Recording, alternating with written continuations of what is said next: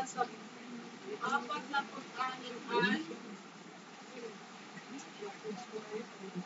So, good morning guys. Nandito ako to demonstrate how to install the Visual Studio 2013.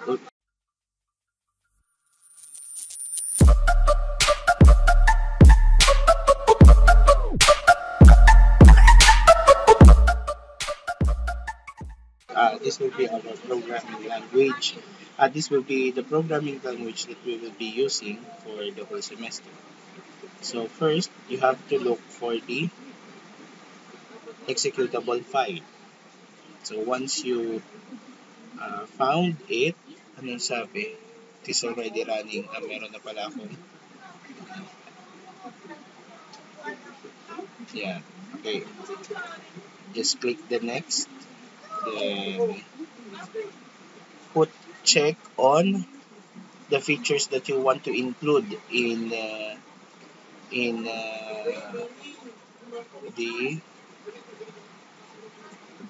Visual Studio. So I added Windows Phone 8.0 SDK. Okay, so yeah, okay na. Then click install. Then click yes. Then the installation procedure uh, will proceed to the proper installation.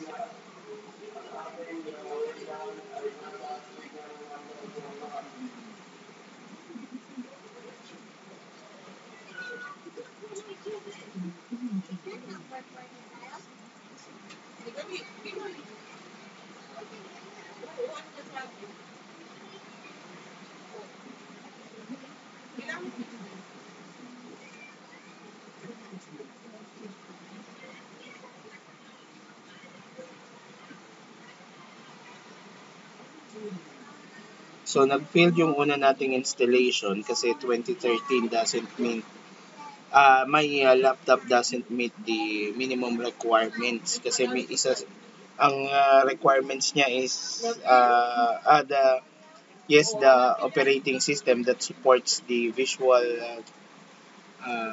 Studio 2013 is up to 8.1. Hindi siya supported ng Windows 10. I have Windows 10 OS. So ayan, so I chose Windows Microsoft Visual Studio 2008.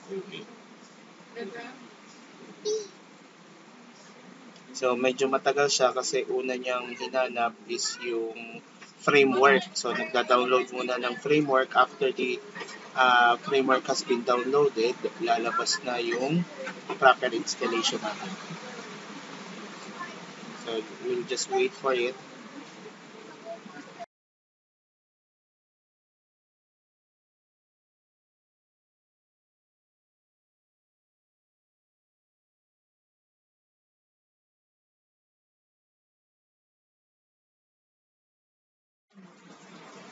Now that the .NET framework has been installed, you can close this and you may now start, or the Visual Studio 2008 will start installing.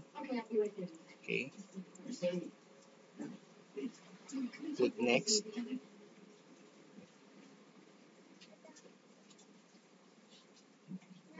Okay, I have read the license. Okay, so we have the product key here, automatic na yan. Then the default, huwag niyo yung full features, yun na lang default niya. But you can actually choose custom, yung full version niya or yung default or yung recommended na lang. Now, we can install this one sa drive C. Okay.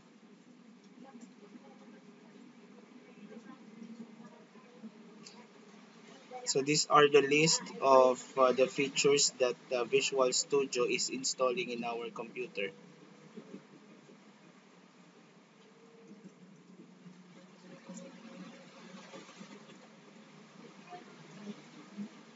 So, if you have used Visual Basic 6.0, halos may similarities sila. Kaya nga hindi kayo masyadong mahihirapan dito if you are familiar with Visual Basic 6.0.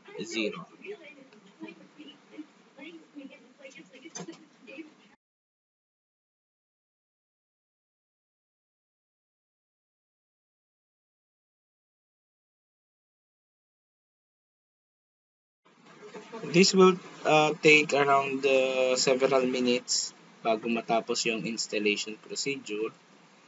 So, hintayin na lang natin ng kaunti. Now, paano kung halimbawa wala kayong kopya ng ng Visual Studio nga pala? What are we going to do? So, siguro i-share ko na lang to sa inyo. Let me check kung gaano kalaki. 1.3 gig. Pwede ko tong i-share sa sa inyong Google Drive. Just send me your Gmail account para mai-share ko ito sa inyo. Then bibigyan ko kayo ng 1 week para ma-download or ma-install ito. So kailangan nyo ng stable internet connection since ito ay medyo malaki, 1 gig. But if you can find uh, a version na mas mababa, well, that's better. At least hindi na kayo magda-download. Ano?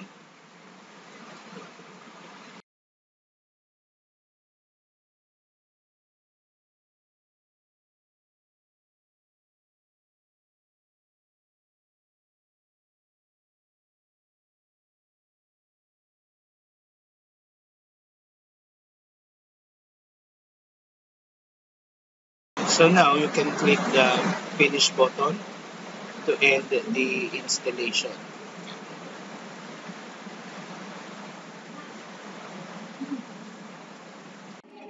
And that ends up the installation procedure or process of Microsoft Visual Studio. Now, regardless of whether it is Microsoft Visual Studio 2008, 2010, 2012, or 13, or whatever Visual Studio you have, halos ganun lang din yung procedure ng pag-i-install niya. So, guys, next time we will have the discussion pertaining to the basic parts of VB.NET and how to make a simple form out of that programming language. Okay, guys, keep safe and God bless.